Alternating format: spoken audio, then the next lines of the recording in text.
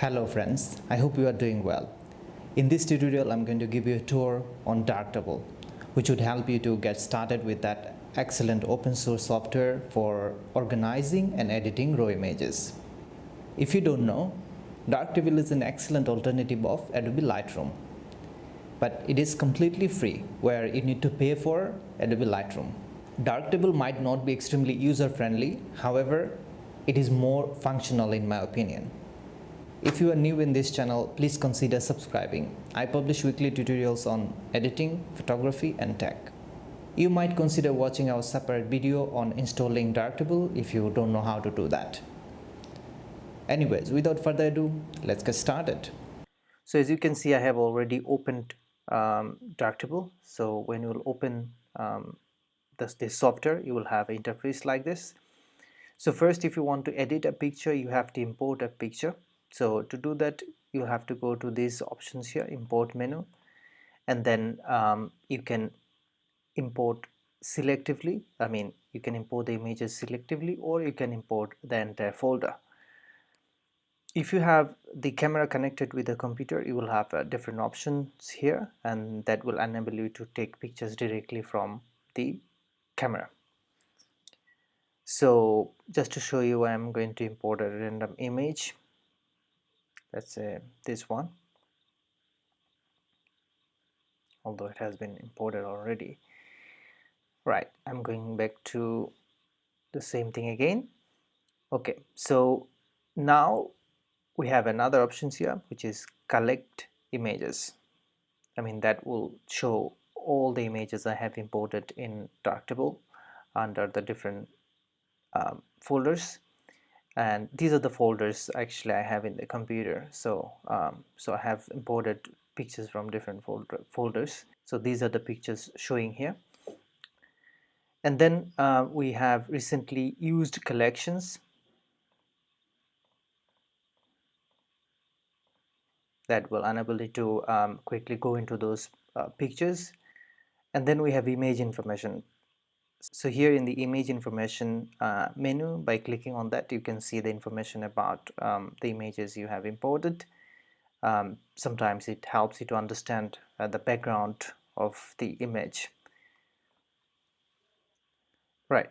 And then how to sort out the images. As you can see here, the different years are showing, so that will show you the pictures from different years. Like I'm clicking here, there's a picture from 2017, there's one picture from 2018, there are pictures from 2019. So this is how you can find pictures, and that is excellent in that way, finding out all the pictures. And then we can categorize by adding stars on these pictures. To do that, let's say this one, I'm going to give 3 stars on this image, and then there is another one, let me give 3 stars on that too. And then you can categorize the pictures by adding color labels. Now I'm adding red color for this particular picture. As you can see, the red ball here. I'm also adding red color for this one. Okay, and then you can find them quite easily by going here. As you can see here, it says view. By going here in the view option, so now all is selected so that all the images will be showing. But if we want only 3 stars or above, then we can click on this. That will shows only 3 stars and above. You also can sort the image by color labels, rating, ID, groups, full path, or custom sort, title, everything. And as you can see, Lighttable here is active now. So in this section, you can actually organize the images. So here on the right side, we have different other options. So let's go through them. We have select options. So here you can select all the images. You can invert the selection. You can select film roll. You can select untouched images as well. So it's actually giving you flexibility of selecting the images. So here I just have 4 images, you might have loads. So in that case, this sort of selection flexibility will help you a lot to find the images quickly and work much faster, right? And then we have selected image. So when you have image selected, you can by using these menus, you can remove, you can move, you can copy, you can put into trash, you can reset the rotation, you can duplicate, you can put them in the groups, you can ungroup them. So it's really great. And then we have history stack. Here you can compress history, you can copy paste and discard the history. And then we have style options here. You can put the name, you can change the mode, you also can create a duplicate. Then we have meta editor. Here you can input the title, description, creator names, publisher names, right, or notes if you have any. And then whenever you are happy, then just click on apply. You can also go and change the settings here if you wish to. The next we have tagging option here. You can add different tags if you wish to.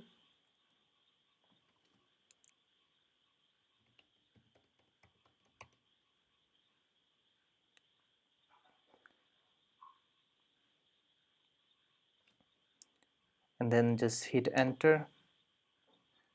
So since all these images are selected, all of them are now under this landscape tag.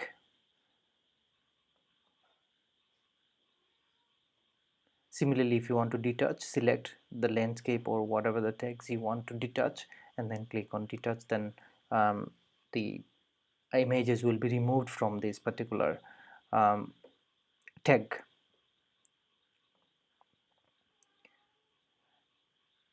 And then we have geotagging options. So here we can input time offsets and then can apply GFX to X files in the images.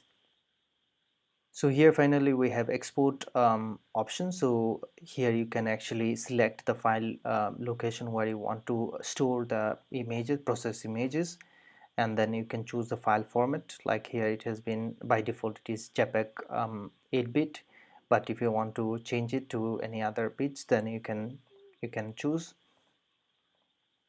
You also can increase or decrease the quality of the image.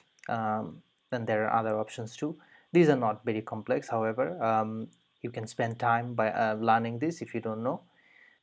There is another thing I would like to add, is that many people probably prefer to go to the expert to learn all this, but I personally would say that what is more effective is to play with this and learn gradually. At least this is true for me, and I prefer learning in that way, because you will be spending time using this software, so you probably can learn the techniques quickly from someone.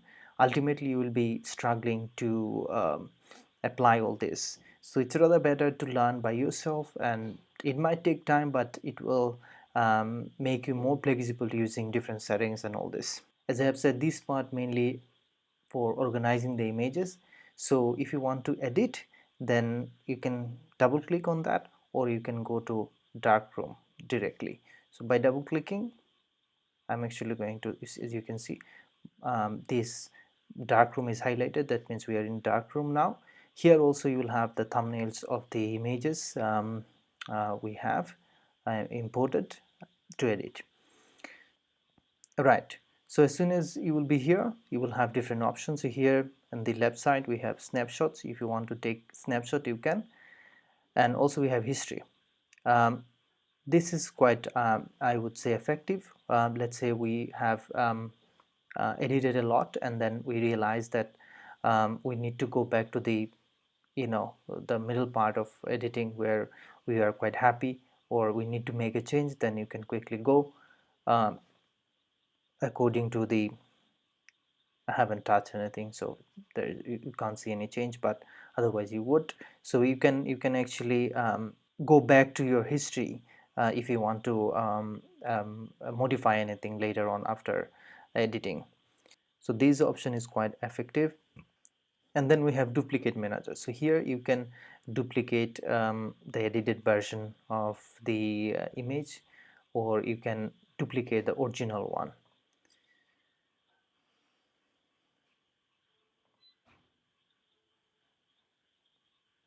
So I would recommend you to duplicate the original image so that you can see the difference. At the same time, if anything happens with the uh, other one, then you can always go back to that and work on that, so that you don't need to import again and go through the whole process.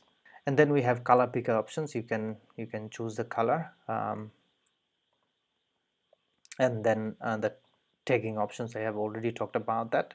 If you want to add any new tags, you can, and then similarly you can attach and detach to that tag, so that will help you later to find the images under the name of same tags.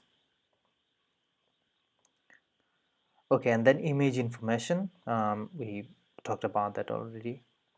And then we have mask manager here. So if you apply different mask in the image, then you can find all this here and you can manage them from here. You will understand this better when you will be going through all these settings and modules later. So now here on the right side we have 4 different menus. So under this menu you will see all these active modules, and here these are all technical modules here. Another thing is that this software has more or less 60 different modules. I'm sure that you don't need all these modules to use. Mainly, I would say we mostly use 10-15 modules. Um, so to avoid confusions or spending time to find the modules, you can customize the uh, the modules so that you can have all the important modules you mainly use for editing photos. I'm going to talk about that later. So under this menu, technical menu, you will have all these technical modules like base curve, crop and rotation, orientation, scale pixels, rotate pixel, perspective corrections, lens correction, exposure, etc. So, and then we have color grading options. Under these options we have so many modules like tone curve, contrast, brightness, saturation, color zones, shadows and highlights, colorize, um, color balance, vibrance, etc. And here we have effects menu. Under this menu we have different options, different modules like sharpen, low pass, high pass, monochrome, low light, aberration, local contrast, contrast equalizer, etc. Right, you might, as I've said, you might not need all these modules.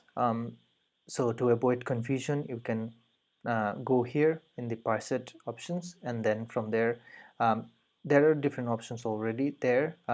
You can go with all module settings so that you will have all the modules. You also can go with the by default modules. It's pretty much all. And then there is another one, it's deprecated, and there is another options. You have search only, and then workflow beginner, that will actually limit the modules. There will not be a lot. You can go with that, or as you can see, there is another workflow. It's called my workflow. I have created that. So if you want to create a separate workflow, then simply click on this manage presets, and from there click on this add icon, and then name whatever you wish to, and then click on this add icon again, and then again. So from here you find the modules whatever you prefer to use. But if you are completely beginner, just don't worry about all this. I think keep all this here and see which one is actually for what, and play with all these things. And when you will be clear about all these different modules, then you can customize and put them separately for your everyday use. And then another thing I would like to share is that the shortcuts, because shortcuts are quite useful when you edit photos. So to know more about the shortcuts in Darktable, go to Lightroom, because here it is mainly the editing panel. Go to Lighttable and then simply press and hold H. That will show you all the shortcuts available in this particular software. You can take a screenshot if you wish to later, and then that helps actually when you edit photos. Anyways, friends, this is pretty much the tour about Darktable. I think that will help you to understand the interface of Darktable. Gradually, I'm going to publish more tutorials on Darktable. So our next tutorial will be how to edit pictures on Darktable. Please consider to subscribe and stay tuned. Thanks for watching. We'll see you next time. Goodbye.